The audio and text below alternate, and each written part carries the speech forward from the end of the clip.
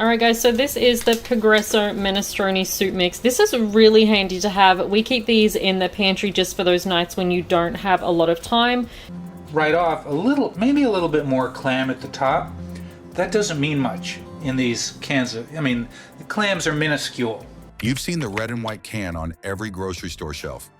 But what if I told you the soup inside often tastes more like watered-down ketchup than real tomato? Today, we're exposing the canned soups that promise comfort but deliver disappointment, and revealing the rare two that actually feel like a homemade meal. Stick around, because some of the most iconic names in the soup aisle are about to get torn apart. Before we move on, I'd like to ask you a small favor. If you appreciate this content, please take a second to like this video and subscribe to the channel. Over 98% of you watch the videos without subscribing. It costs you nothing, but it makes a huge difference to us. So did you click the subscribe button? Great, thank you so much. Now back to the video. Imagine this. You crack open a can expecting that slow-simmered kitchen comfort, and what pours out looks more like salt water with pale pasta floating on top and a few dry, shrinking cubes of so-called chicken. That's the reality for a lot of what's sold as America's favorite comfort food. The reputation of these soups was built generations ago, but what's inside those cans today is far from what the ads lead you to believe. Take Campbell's chicken noodle soup. The bright red label shows steaming bowls with strands of pasta and generous pieces of tender meat. But pour it out and you're staring at a weak yellow broth so thin it barely coats the spoon. The noodles sag, breaking with no resistance, and the chicken often feels more like rehydrated scraps than anything freshly cooked. It relies on nostalgia and brand recognition, not taste. Switch over to Campbell's tomato soup, which has been pitched for decades as essential comfort, as if pairing it with a grilled cheese could solve anything. Taste it alone though, and it leans more toward a watered-down tomato paste.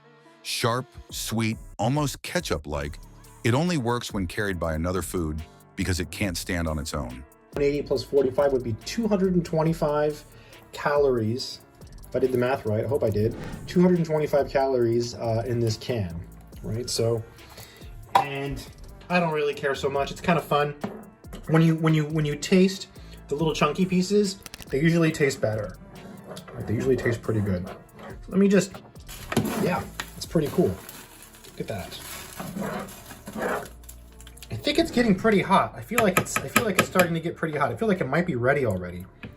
Then there's Progresso clam chowder, a dish that should be creamy, rich, and brimming with briny shellfish, ends up loaded with clams that chew like pencil erasers.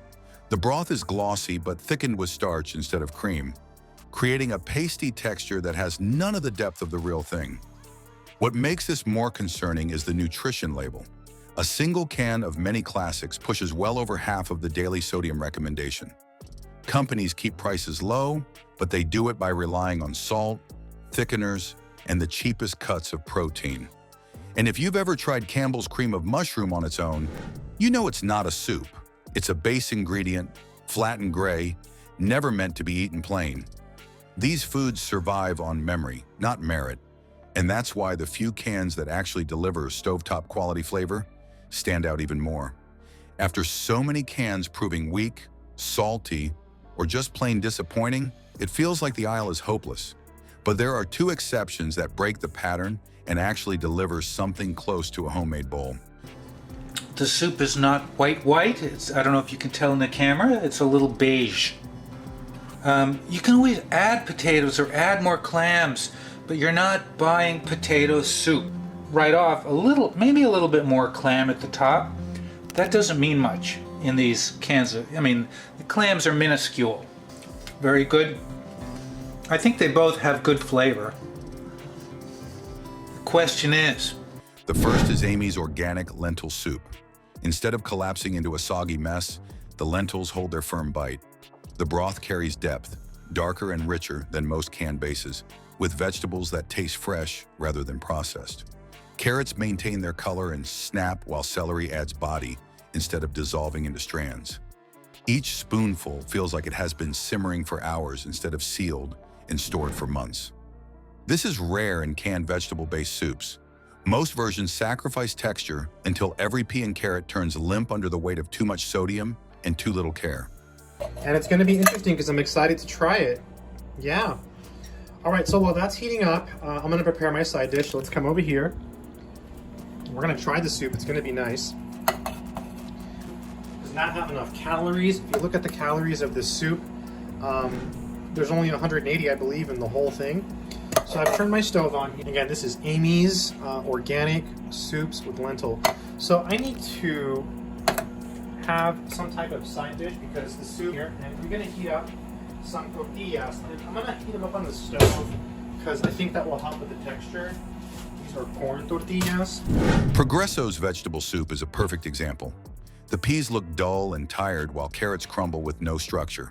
That is where Amy's stands out. It's the difference between scooping vegetables from a pot just lifted from the stove and pouring sludge from a tin.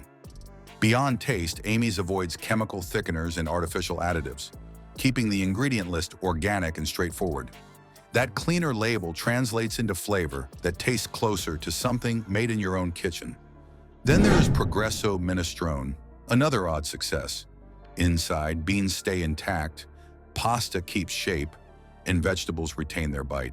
The broth carries enough seasoning to feel hearty without falling into the pale, flavorless traps that sink most of the competition. A spoonful of kidney beans still offers resistance, zucchini holds texture, and the pasta doesn't dissolve into mush. Yes, the sodium is still higher than necessary, but compared to everything else in the aisle, this one is a near win. Together, Amy's lentil and Progresso minestrone prove that not all convenience food is doomed.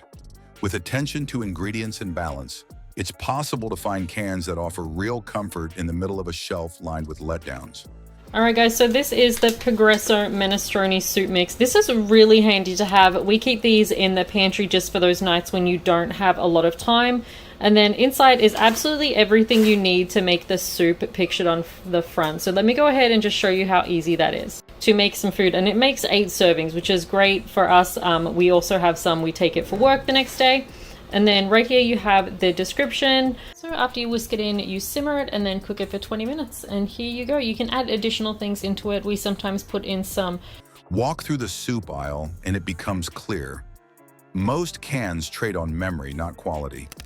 Ads show steaming bowls filled with warmth, but inside the can, the taste rarely matches the picture.